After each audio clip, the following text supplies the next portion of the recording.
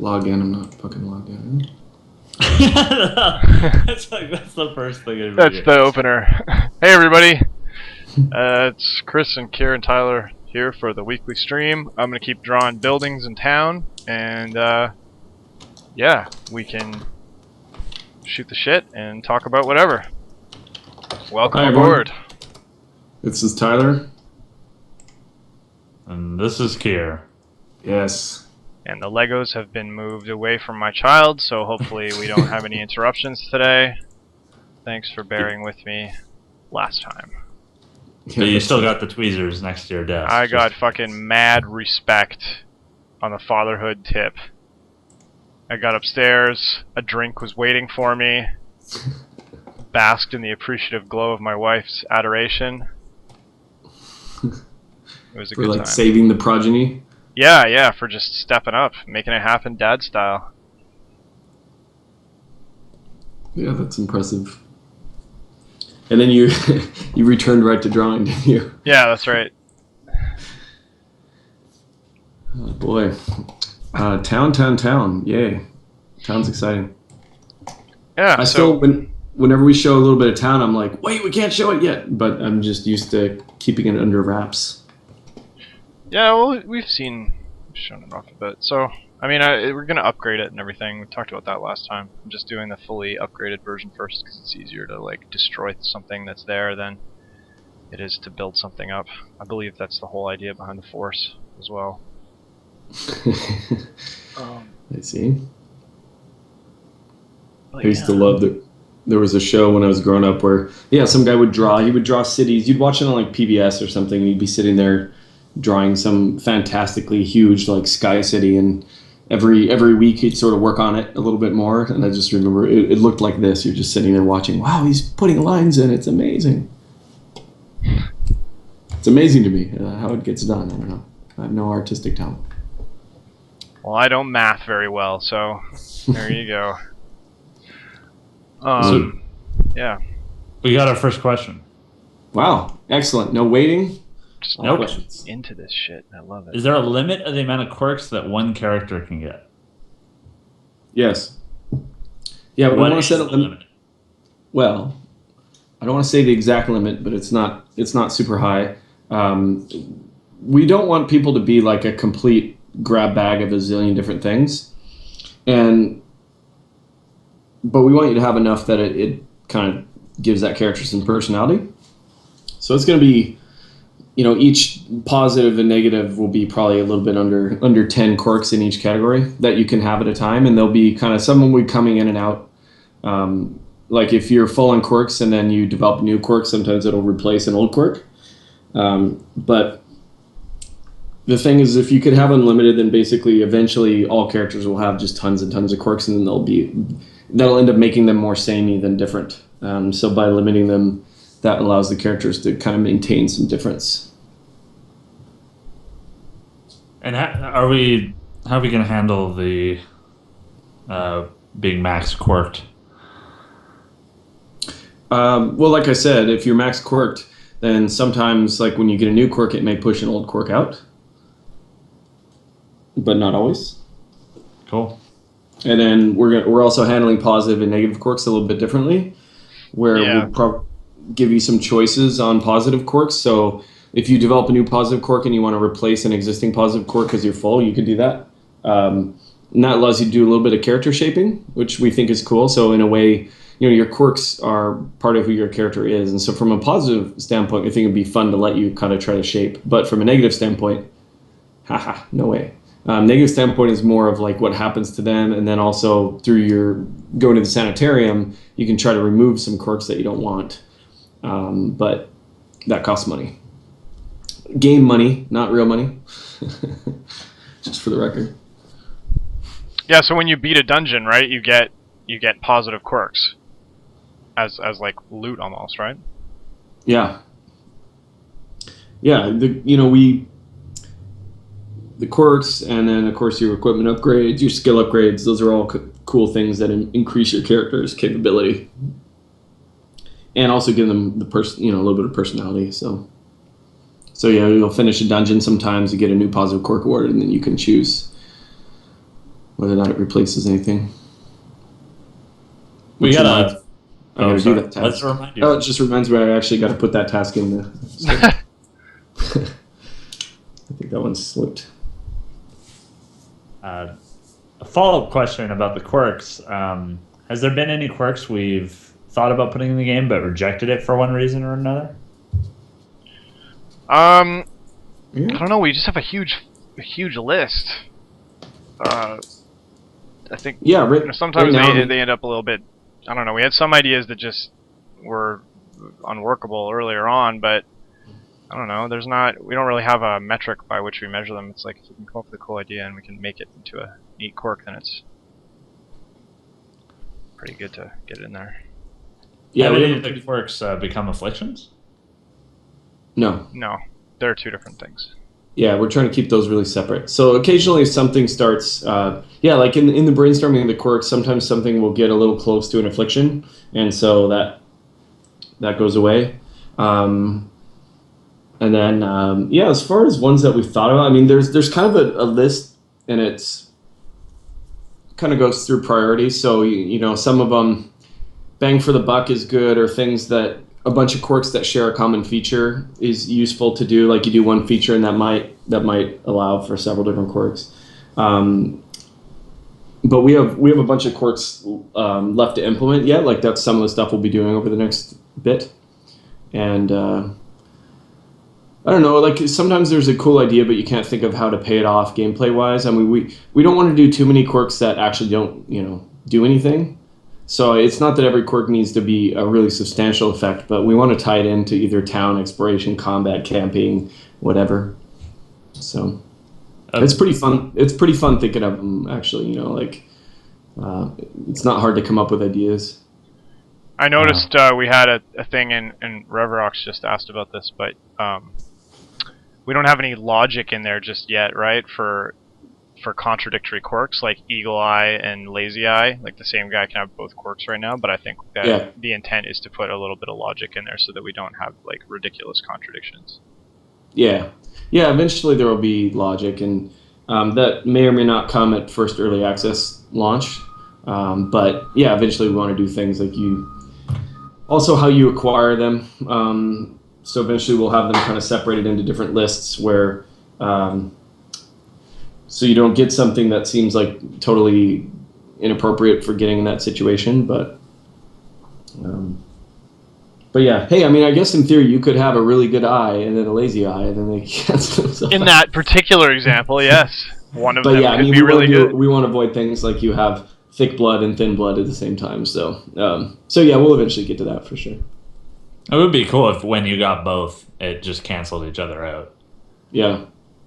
Although arguably, that good eye, if your other eye is lazy, would have to be basically 2.5 times just regular eyes to make up for the lazy eye. Like that'd have to be a pretty good eye.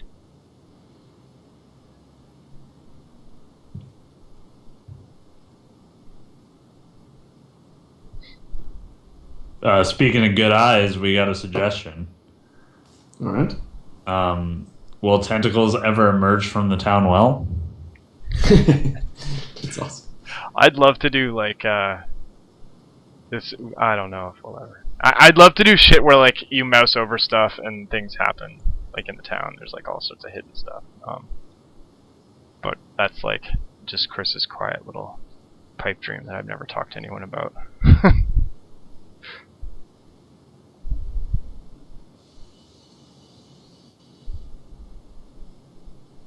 Yeah, that's part of the hard part of, well, I mean, it's a hard part of any creative project is, I think, knowing what not to do. And we've been, we appreciate all the support. We've been really focused, I mean, all through the project on what the core things about the game are. And those have always been our priority, and they're going to remain our priority. And then, when all that stuff is in, and then, if things are going awesome, then that's when it's possible to kind of start freelancing into some of the stuff that maybe is on wish list. But yeah, like taking a step back and being like, hey, it would be cool here, but it's like extreme end game polish stuff that we need a really solid fun game first. Yeah. Which we have. Mouse over window, old woman throws the chamber pot. We just got a question about when we start. When we start the game or the stream or. When did you guys start? That might just be us in general. Like we started the game a year ago, May. So we're about a year and a half in, I guess, right? Is that right? Holy shit. Yeah. But that was like me and Tyler and a bottle of scotch started in May. And then we had to get a programmer and get rid of the scotch for a while. I don't know. I think you and I and a bottle of scotch was like 2 years before that. We talked about it for a while. But I mean, that's all we had day one was you, me, and the scotch. And then we did an application for government money and got denied because our game wasn't innovative enough. And then a year later we showed it PAX and everyone called it super innovative. They were actually wondering when the stream starts, and the stream starts at 4 p.m. Pacific Standard. I like it, but that's an interesting story though. Yeah, it is cool. It's been almost a year and a half of full development, and now we've got a team of 5, and that's the full team, and that's pretty rad. It's been going well. I mean, we've been making a lot of progress, and we feel really good about the stuff we have left to do, and it's been pretty rad. Yeah, it's a lot of fun to work on. Thanks for Everox. Yeah, we announced our early access. It'll be kind of first thing in 2015, and we'd hoped to bring something out in the fall, but we're not going to. It's like it's a systems heavy game, and we don't want to sort of collect a bunch of feedback or expose people to something that doesn't give a proper overall picture of what the game really is. Because feedback, about a single dungeon run or like from a PAX demo or whatever is only useful to a certain level. If we're looking for feedback on the whole game and we want to give backers a sense of like what that whole game is, we want to make sure that we have all the sort of the metagame stuff, the progression stuff is all in there, and we want to make a good impression. Like the anticipation, and when you fire up the game for the first time, we want to make sure that that's like a really special moment. So I don't want to just give you like a whole bunch of gray box stuff and then kind of limp along for a couple of months.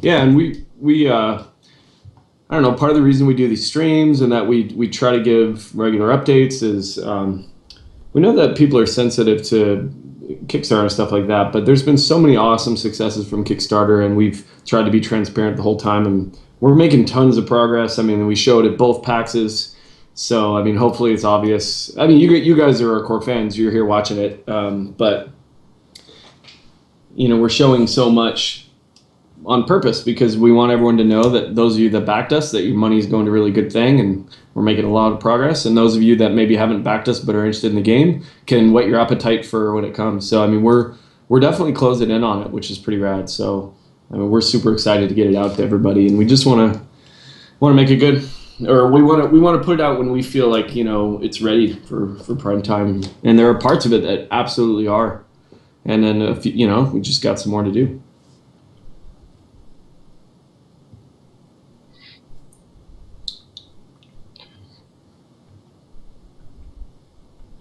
Question bus. I see some questions. Is there something to discourage leaving one relatively harmless mob alive and spamming heals at the end of combat? Yeah, good observation. There will be. There isn't yet, but I mean that's a known kind of thing. Like one of the things we really like about the game is that we have limited consumables, but it's very different from maybe like your standard Diablo fare or something where you're like spamming the heal potions. And so we kind of, within the fiction of the world, like so the healing that tends to happen is in camping, or a limited amount of healing during battle. And there are a few things that, like for example, if you pass, fits in really well with the theme of the game. Like if you sit there and pass just to try to like delay action, then your characters will get stressed out because they want to survive, and they don't really like sitting there letting some mob stay alive just because you're kind of metagaming. But we're gonna put a few things in to also close, try to prevent those sorts of loopholes. Yeah, the healing in battle in our game is really like making it so that the character can take another hit.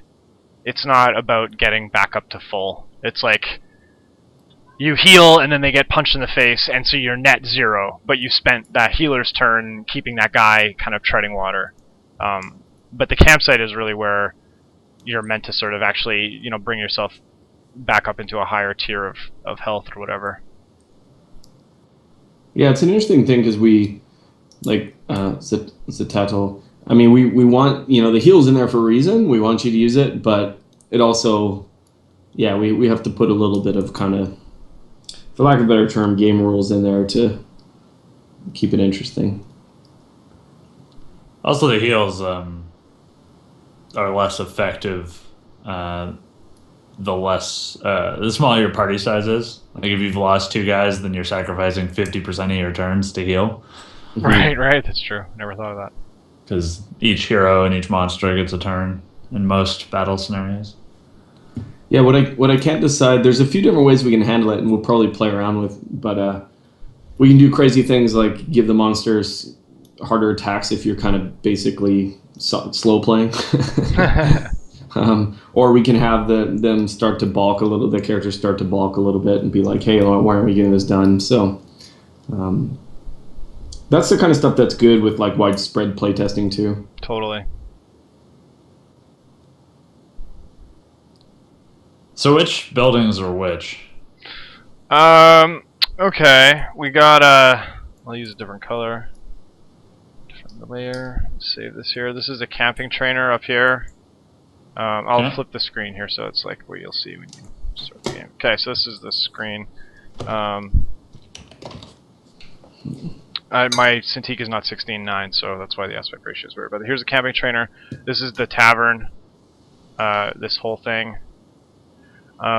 This is the guild hall for weapons and armor, or sorry, for skill upgrades.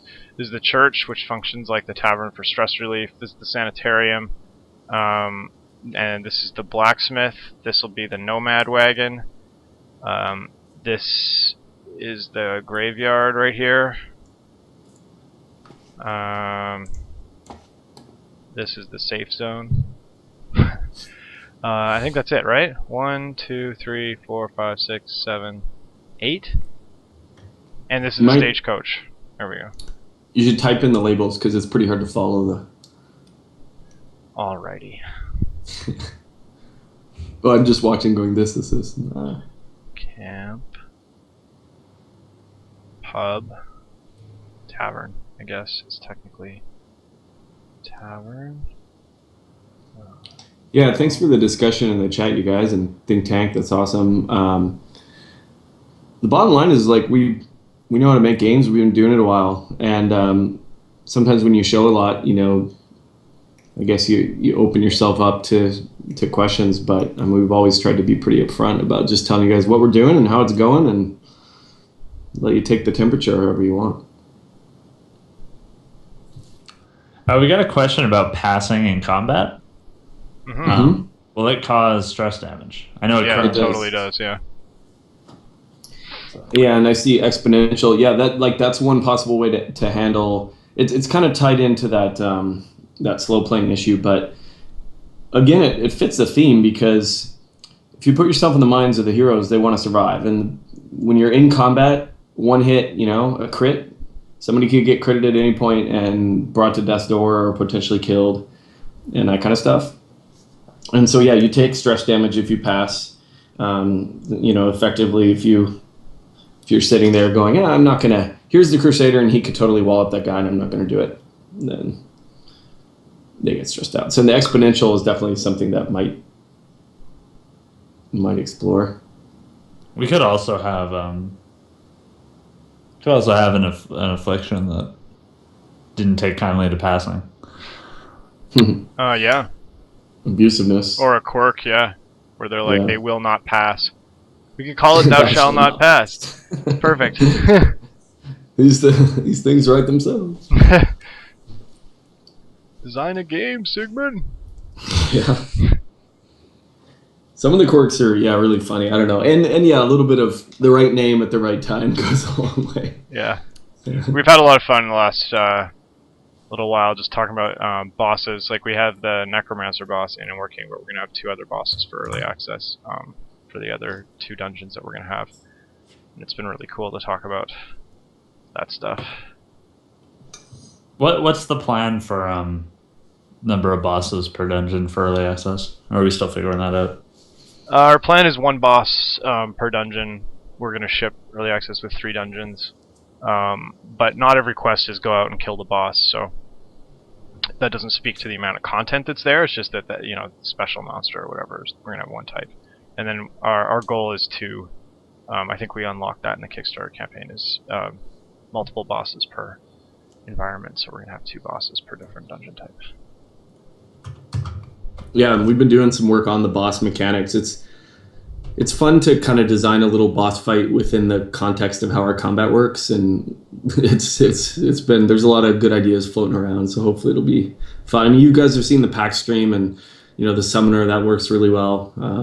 It worked really well watching people play it because, like depending on the party, sometimes like it's really well built for that boss, and then sometimes you're in trouble. Like if he keeps escaping and it's hard to rope him forward, and if you have the wrong guys, like the Hellion's awesome to be able to leap out and hit him even if he goes back to the 4th rank. But for example, the Crusader is a little more limited. So yeah, it's cool. Yeah, that was pretty fun to watch. And the other thing I thought was interesting is, Tyler, you were saying like it's not like a regular game where you can balance the boss fight for 4 healthy characters, because by the time you get to the boss, a lot of times you might be missing a guy, or your guy's going to be at like 2/3 half health. They're going to be pretty stressed out. So it's an interesting balance challenge, because you can't think of it the same way as a lot of games do the boss fights, where they heal you right up to full before you kind of go in the room or whatever. So we've got a lot of questions now. Okay. Excellent. First one's from Chaos Bagel. Do unique party members you recruit start with different quirks? Yeah, a little bit. So that's one of the things that makes them different. Yeah, like I see there are 2 different Crusaders. That's exactly right. Nobody's going to start probably with a full like slate of quirks, but you'll start with a couple. And that couple is enough to influence you. I mean, if you're like, great, I got the Arbalist, but she's got a lazy eye, you're going to be thinking, that's not a great combination, and maybe I don't want to recruit her. Or maybe if her positive quirks are really good, I'll grab her, and then it's worth a trip to the sanitarium off the bat to get rid of the one that really doesn't work well with her class. I always check out the Highwayman too, like, because the Highwayman you can spec him melee or range, and so if he's got like a bunch of melee deficiencies, then I'm like, he still might be awesome to keep in the back row. We should have a quirk that doesn't let you rename your character. That's pretty good, actually. That's kind of those sort of metagame quirks. I like it occasionally when games have that sort of stuff. But it fits within, because we are going to do some things like characters are going to, if you have certain affliction, they might get attached to an item and they just equip that item and you can't take it away from them because it's their favorite. So, I mean, that goes right in the realm of Darkest Dungeon, which is reminding you that you don't have absolute control over the characters. Yeah, they're working for you, but they're not doing everything you say all the time. Yeah, hence passing being like stressful. They don't really want to pass. That's a shitty order to give somebody who's in the middle of a fight. Chris, what are our plans for visually updating the town? What do you mean? Like, how will the town change? Will the town change when you make upgrades? And yeah, like every building has like a progression, like aggregate based on how much money you've spent upgrading it. And we'll have a couple of different upgrade levels that'll show up in town. So I'm, like I said at the start of the stream, I'm doing like the full town first, and then I'll do the destroyed half bits of it. And when you start, it'll just be kind of like a big heap of ruins. And then, as you spend money on it, you'll upgrade it. And then the art will change in town. The buildings will get better. They'll approach this level. Cool. It's not going to be like an RTS or something where if you build the kiln beside the blacksmith, then blam, we have a little kiln sitting there that just appears. It's more like the building art will upgrade itself when you hit certain progression markers. Cool. Tyler, question from Think Tank. Any quirks currently that affect Death's Door? Yeah, there are quirks in the work for that. Yeah, like I mentioned a bit ago, we probably only have, I don't know, I'm going to hazard a guess. We might have half. Well, no, we might be a little over half of the quirks that are going to be in for early access launch. But Death's Door. There's a couple different cool things we can do. Both increased resistance or vulnerability to being in Death's Door, like in terms of like how much chance a hit has to kill you. And then some fun stuff with like increased performance or decreased performance while in that state. So aside from just your general vulnerability to death, is like it would be awesome to have a quirk that when you're at Death's Door, like you do 100% more damage or something ridiculous. That would be fucking tight. Yeah. It'd be so like deadly. I mean, you don't want to put yourself at Death's Door, but because the next hit could kill him. Oh god. Yeah. Mechanically, I like the idea of putting you. It would have to be strong, right? It can't just be like you do 5% more damage. It has to be something ridiculous, and then you're just like, oh man, this character, like he's so good. Like if I can get him at Death's Door and then land a hit on the boss, but you never. But he might be giving his life for the fight, right? Because it just might end up getting like chewed up by one of the other guys in the fight, even if he lands the big killing blow. Oh, KGB's going to run out of phone battery. Sorry, man. Is there any questions he's got that we can quickly... Not currently in the list. Okay, cool. But what is in the list is, would stress lead to extreme situations like guy goes crazy and attempt to murder one other hero in situations like exploring the dungeon or while camping? It's an excellent question. When it was Chris and I in a bottle of scotch, absolutely. No, we talked about that a lot, actually. We talked about pretty much, yeah, I mean... You can do it to another person. We talked about putting it in the game. Yeah, we did. and yourself, if you can do it to yourself, too. Yeah. Now, as we've kind of thought about it more and let the idea season over the last year and a half, I mean, I think that... I wouldn't say it's 100% off the table, but we have to be sensitive to the fact that like taking a character away from you is one of the biggest things that we can do. And if it's because you're in a battle and you got killed, that's normal. I don't know. We're just not sure how people will take it, basically. Of like you've worked hard on this character and all of a sudden he goes crazy and kills himself. That's just like, it's pretty rough. It might be too little agency to feel good. Whereas like our philosophy has been always that, when you lose somebody, it can be frustrating, but it should be, some part of you inside should know that it's because you pushed them too far, or you made some bad choices, or, you just figured you could try to get to the next room. It can't be that bad. Like, taxing someone in that situation, I think is totally in line with the theme of the game, but, just having a guy be like, hey, I'm afflicted, also, I'm batshit crazy, and I'm gonna kill myself, and now I'm dead, the end, and that feels like maybe a little too punitive, or a little bit too, like, just out of left of field, I guess. We don't want it to feel like you drew from the encounter deck and the card you drew is you die. Yeah, because there is no way back from that, right? So. Yeah, I mean, we could say like, okay, you saw his stress building, blah, blah, blah, but most of the other, like, then that's an important thing about being afflicted is when your stress builds and you become afflicted, obviously you try to avoid it. You want to try to keep your stress down, but we're purposely making the game where, I mean, people break under stress all the time, right? And we don't want you to be able to always avoid it. And so afflictions themselves are not an unreturnable thing. You go back to town, you send them to the Abbey, send them to the bar, whatever. And so if it were like you become afflicted and now you die, then that's just kind of, it's rough. And isn't that why we made Death's Door? Yeah, that's a related reason is you could be sitting there at 40% health and then a boss gets a crit, maybe a triple crit or something and you're dead. Triple? And that's...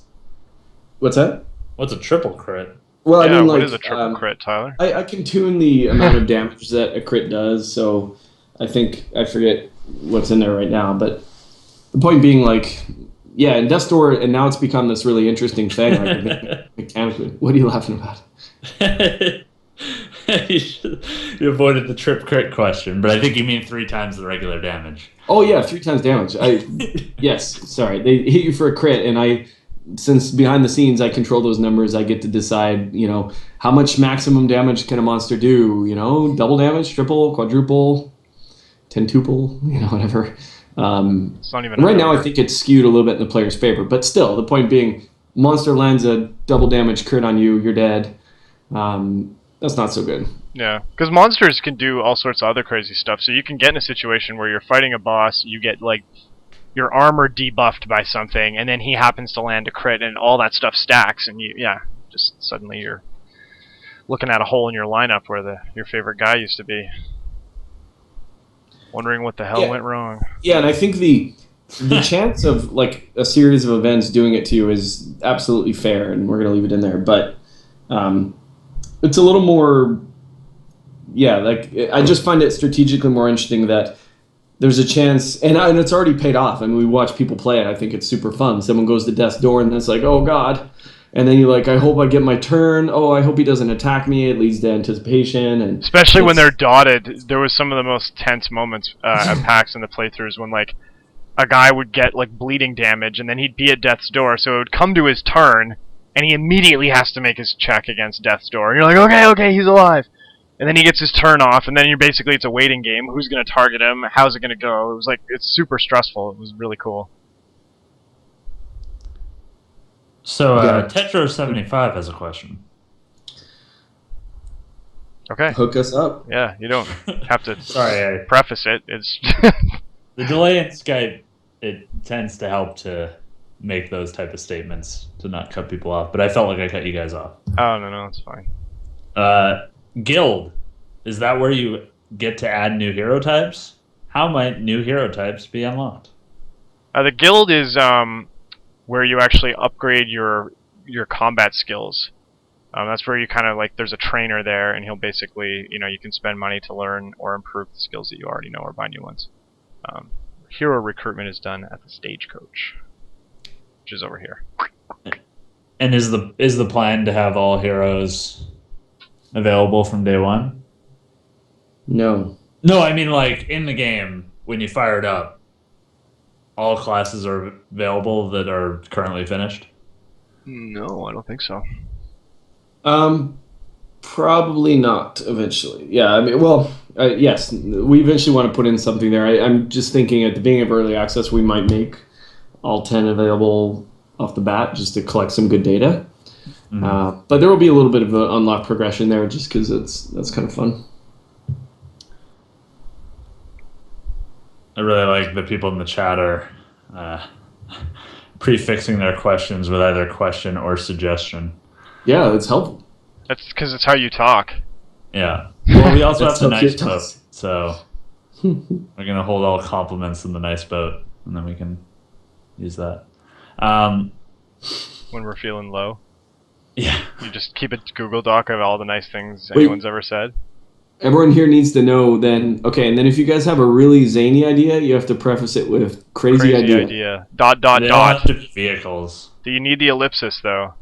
So the crazy scooter will be that one. Okay. Because that's, when we're sitting around talking, that's what we say. If it's an idea that we don't want to be judged on, and we think there's not a great chance of it landing, but who knows, maybe it'll spur an interesting discussion, then we preface it with crazy idea. And then do your best to do a Keir voice, because he originated the crazy idea thing. So it's got to be like, crazy idea. Because you can't shut down a crazy idea.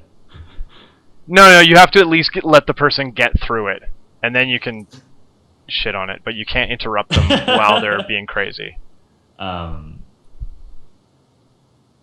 Here's a question about crits. Can a quad crit from a monster just spell doomed as the damage? That'd be pretty cool. That's a crazy idea. I like that about frog fractions. Because when your score got high enough, it just said like a billion. Oh wow, that's hilarious. Yeah, and Darkest Dungeon is not frog fractions too. If anybody's wondering. How do you know? I'm telling them. Okay. He's been working on it for a year. Like Yeah, but this you could guys be the do difference. me. Yeah. Um, I mean, frog fractions, you don't really realize what's beneath the surface for a while, do you? Crazy Taxi is that's what it's getting called. Crazy Taxi. Oh, yeah. Duh. Gosh. So we got the question bus, the suggestion train, the nice ferry, and the Crazy Taxi. Nice ferry, really? Local. I don't know. Here's a question. Do you plan to implement some exotic enemies, for example, special enemies that are really strong or drop a lot of loot that can appear completely random? Oh, well, that kind of describes the whole game. Completely random? Well, no, we have, like, shared monsters that can show up in any dungeon, but then Tyler can control, like, specific dungeon and quest, like, monster encounters. They'll pull from a special spreadsheet. Some monsters, and quests are going to have different types of loot than others, and yeah, I'm not trying to be facetious, but yeah, that's kind of the name of the game, really. Yeah, we do have shared enemies. We've got some enemies which tend to only be in certain dungeons because they're highly themed. And then we've got some people, so for example, the cultists that you've seen in the videos, you'll be seeing those all over the place up in your business because they're fomenting unrest and spreading the word of the elder gods or whatever. And yeah, the variation is interesting. I think it's something that through balance we'll play with. But there's weaker enemies and stronger enemies. So, for example, the skeleton captain that you guys may have seen as the boss back in PAX East time frame. So back in April before we made the Necromancer. He's actually not a boss. He's just kind of he's a mini boss. So we have those guys. And so sometimes you go in, you're cruising around, and you're fighting a bunch of dungeon or skeleton militia. You're like, yeah, this is going great. And other times you run into a skeleton captain and a couple defenders, and it's like, oh man, this is an unexpectedly hard fight. And we want there to be a difference in texture. We don't want it to always feel like all quests are exactly equally as hard. And sometimes you're going to get lucky, and sometimes you're going to get unlucky. And we love that part of, like, I mean, we say it's roguelike or roguelike-like, but sometimes the luck of the draw is kind of fun. Now, the difference in this game is if things are really going against you, then that's when you go, you know what, maybe I'll go back to town and regroup. But sometimes shit happens, you think you're going on a milk run, and you're not. Yeah, so here's a couple, like, these are both mini bosses, like the skeleton captain. We've shown these guys maybe before, but maybe you guys haven't seen them. But there's like this unclean giant with a big tree he uses. There's the Swinator. So these guys are like 2-slot enemies, so that their health bar will be twice the size of the other guys. And then yeah, we have little kind of common guys like maggots and worms, stuff like that you can kind of shoot through pretty quick. So and on the data side, we are specifying loot codes per monster. So there's nothing stopping us from having a monster that gives off crazy loot whenever he's around, and so. Oh my god, it's like World War III upstairs. What's the milk run, Tyler? Is that like a D&D term? You know what? It's a term from World War II from the aerial campaign in Europe. It's like a milk run is like a low defended, easy target where you should be coming back alive. Is the target the cow? No. No, but there's another meaning for it too, because when you're on a milk run, you're on like a bus or a ferry or something that stops at like every stop. Is also called a milk run. Oh, is it? Like I was on the fucking milk run. It was really shitty. Oh. Well, the way I'm using it is meant to represent a relatively low difficulty. So, I don't know, back in the, when they're bombing Europe, then they'd unveil the mission every morning, and no one knows because only the intelligence knew the missions ahead of time, and so they'd group all the pilots together and reveal the board, and you just hope you're not going to Schweinfurt or something like that. You hope you're not going deep into Germany. You hope you're going across the channel to look at the subs or something, where not too many people shoot at you. And so in here, sometimes you're choosing. We have difficulty as well as length of the quests. Length is just what it sounds. It's kind of like length means, pack a lot of firewood. You're going for a while. We're also getting more firewood currently. Yeah. On the longer quest, we're gonna help you out a little bit. Yeah, and then difficulty is related to the levels of the monsters that you're going to face. And that maps directly to kind of your hero's levels. So if you're going on the highest difficulty quests, you want to be up at like the max armor, weapons, skills, resolve. Resolve is basically like your level. And in this game, and we've talked about it a little bit in the past, but resolve is really your veteranship. And we always thought that was a cool concept, that experience makes you more resistant to the stresses that are going on. But correspondingly, the more of a nasty place you're going, the more stressful it is. So essentially, to keep pace, you need to have high-level guys going into high-level dungeons. You can send lower-level guys in, but they're going to freak out, which is sometimes fun and sometimes necessary. Like you might not have someone in you might have 3 like Resolve 4 heroes, and then everyone else is getting treated or died, and you've got 1 Resolve 2 hero that you get a group with them, and you can do that. And he might be fine. Like, you might get that Resolve 2 guy through the mission, and he'll get a shit ton of Resolve XP for it, and, it might actually be path to success for that dude, or he might completely unravel and end up redshirting. And just to clarify the previous question we had, by exotic, they meant rare. Like, monsters that rarely occur with high rewards. Yeah, I think that would be cool to do. Like those rare world spawns or whatever from, MMOs and stuff. Yeah. Okay, we got a few questions. So, if you're partway through a dungeon and you decide you guys are too stressed and hurt and you're low on provisions, and you leave, is that dungeon lost forever? Yes. You've run out of the dungeon, you've abandoned the quest, you've come, with your tail between your legs back to town. There's no picking up where you left off. That quest might appear again in the future, but as far as, that particular dungeon, because all the dungeons are procedurally generated, it's gone, man. And currently, we're also going to cause stress damage if you bail on a quest, as well as you're going to drop part of your loot. Yeah, because they run out of there. They don't care about what they're carrying. Yeah. So we got a question from Zedatal. Will the classes have affinity or antipathy? Sorry, I feel bad that I don't know what that word is. Towards certain other classes, Crusader and Vestal are both religious and might hate the Occultist or the Hellion.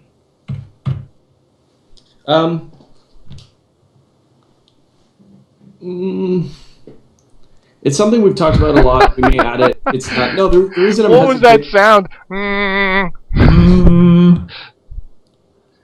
It would be a logical thing to add. I don't know that we're going to do it because that's kind of almost like a wish list thing. Yeah, I mean, we currently have on the data side like tags for the different heroes. So the Vestal Crusader are religious, and if you notice, there's a skill that the the Vestal. Actually, I think both of them have camping skills that affect religious people more. So that's kind of.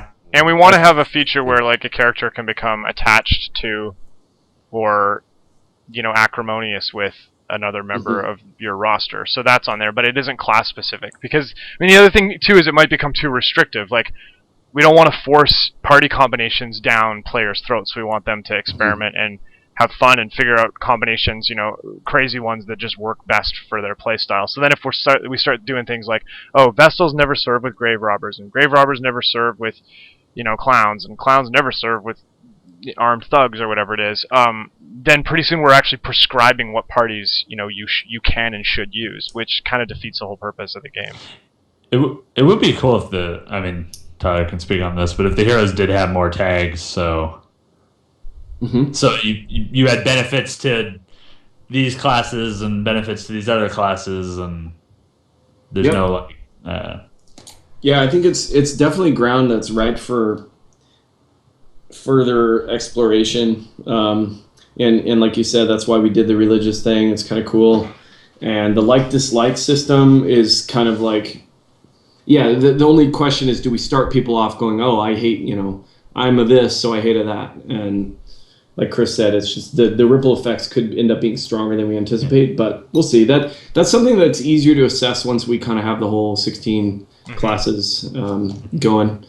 And, if nothing else, we might be able to start like a little bit so it's not super strong. It's not like, oh, grave robbers can never be with Vestals, but, they tend to not start off on the best foot, and I think that would totally be good. And also characters have buffs for ranged attacks, and some heroes don't have any ranged attacks, so... Yeah, there's some natural stuff that fits in there. I just want to jump in and close off the resolve thing. Tetra75 says, okay, so resolve equals XP more or less. Yes, the key difference being that resolve is... You see an improvement to their stress damage mitigation at every small incremental increase in their resolve. So, whereas XP is irrelevant until you pass to the next level. If I have 10 resolve and you have 8, but we're both resolve level 1, I'll take a tiny bit less stress than you. So it matters, even on the smaller kind of... I don't know what I'm trying to say. You know what I'm trying to say, right? Yeah. Yes. Okay. Also, to be noted that the resolve level currently only affects stress and crits, I believe? Or not crits, resistances. Yeah. Stress being the biggest one, but then also, there's certain things that scale with the resolve level, and you gain resolve by completing quests successfully, so you can definitely think of it as XP for the most part. But one of the differences is also when you gain a new resolve level, that doesn't mean go pick your new skills. Those are independent. And that's another important differentiation. Thank you. I don't know. I can't articulate anything today. Oh, and those are all, except for those roof fences. You're articulating those very well. Yeah, thanks. Just shut up and draw, Bourassa. Roof, Bourassa. So Chaos Bagel with another burning question. Saw you had 5 dungeon types. Those are all random, right? And are some of them going to be as large as the maps we saw in the trailer with like 10 rooms? Oh, well, size is, like that. I mean, Tyler was saying earlier about length.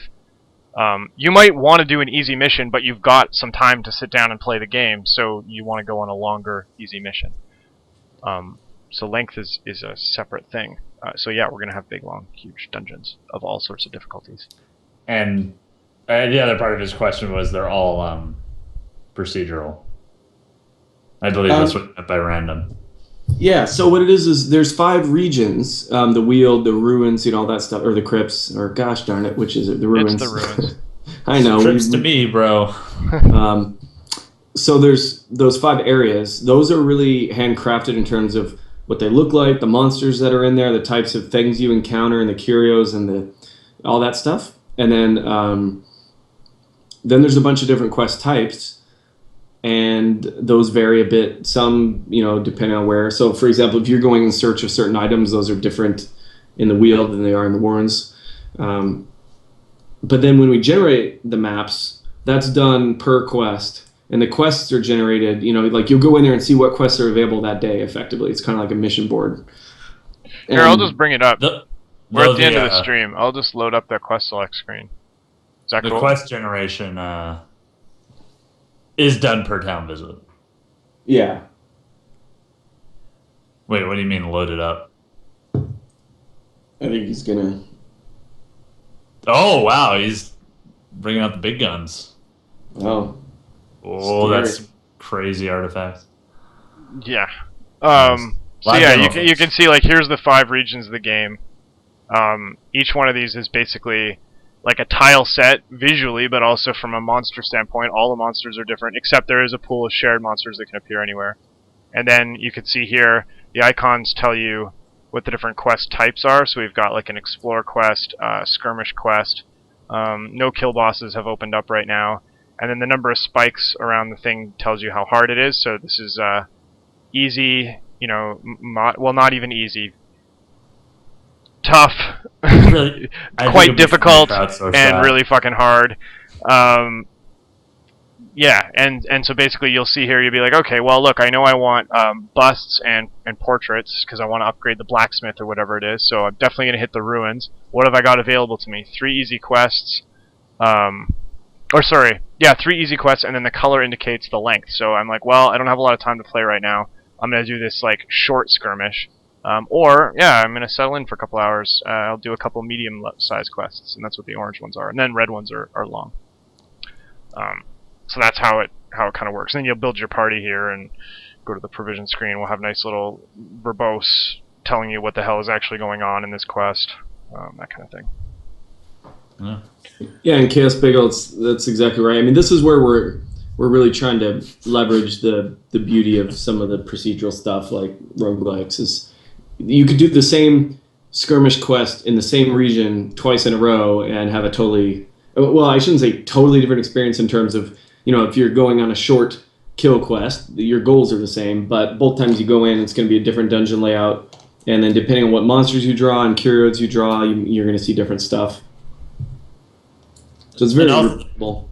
Yeah. And the best way to reduce stress is to leave your heroes in activities, so you're most likely going to be switching out your party each raid. Yeah, exactly. So, and, what's this space underneath here, Tyler? Let me go to Skype. I was looking at that.